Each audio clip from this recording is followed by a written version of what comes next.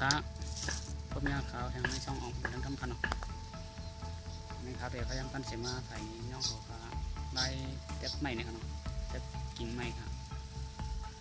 แต่ได้เจ็บไม่อยู่ขนาดนี่ครับก็ในครับอีกแก้ไขปอดทางคำนี่ก็ติดมีให้มันห่างนี่ครับให้เรียบๆขนาดว่าเขาจะอีสังกัดในมันตัวอีกขนาดตัวในคลิปแล้วมันครับดูค่ะเดี๋ยวจะมุกเลยข้าเลยโอ้ตายไหม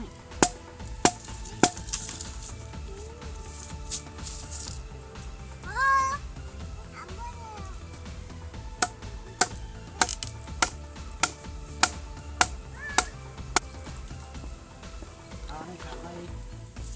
มาเสียนักเรียนเราไม่ดีครับที่ได้ขนม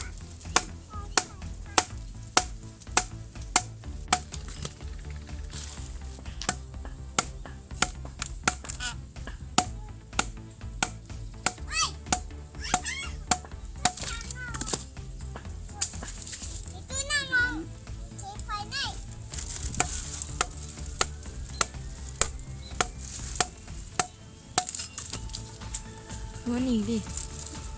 นู้นอ่ะนั่นแหละ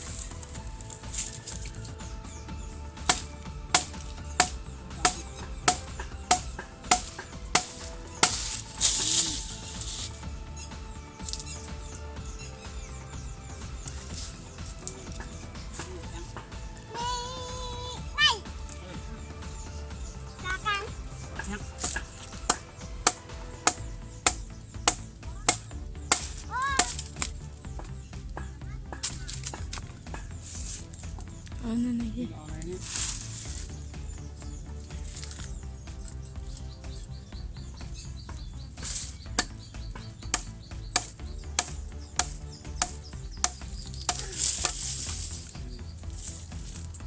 มาอยู่ฝั่งนี้ดิ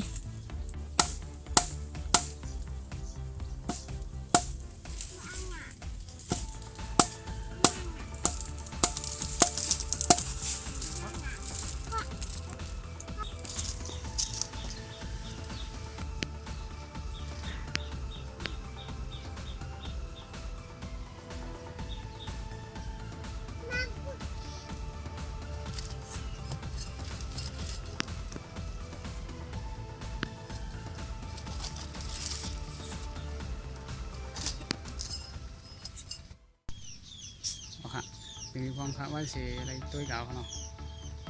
ยังไงมาพี่น้องหลายคนเดียได้ดังหูดังหันแต่ก็หมดเขาเนาะ